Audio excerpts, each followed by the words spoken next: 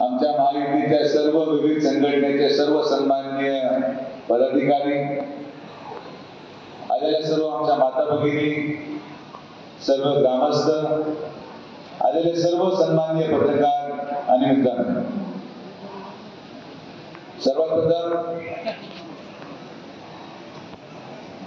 आपण ज्या पद्धतीने माझं या ठिकाणी स्वागत केलं त्याबद्दल आपल्या सगळ्यांचे मी अंतर्मनातून आभार मानतो, धन्यवाद देतो।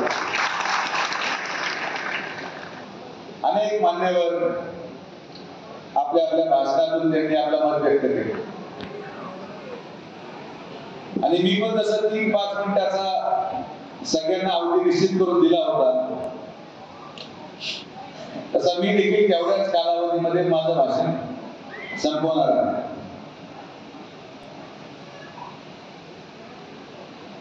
जे करायचं होतं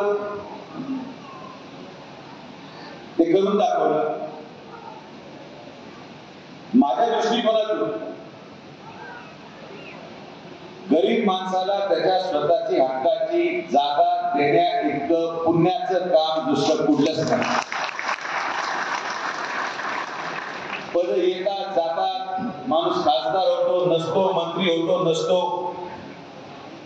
आज मी ज्या पदावर आहे, आज मी ज्या उंचीवर आहे, मला 1000 शत्रू आहेत, 1000 किंवा त्यापेक्षा अधिक असतील, ज्यांना हे आश्चर्य वाटतं की सुजय विखे 3 महिन्यामध्ये पडल्यानंतर एवढ्या वरती आला कसा। वरती आल्यानंतर अनेक असे लोक आहेत ज्यांना या सुजय विखे ज्या पद्धतीने महाराष्ट्रामध्ये आज ओळखला जातो, शिर्डीमध्ये ओळखला जातो, आमच्या लाडक्या बहिणींमध्ये ओळखला जातो, प्रत्येक झोपडपट्टीमध्ये ओळखला जातो, काही लोकांना ते मान्य नाही आणि म्हणून मी त्याची काळजी करत नाही।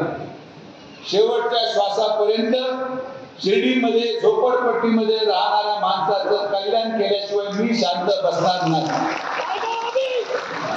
ही भूमिका माझी आहे, ही भूमिका आमच्या व्यासपीठावरील महायुतीच्या प्रत्येक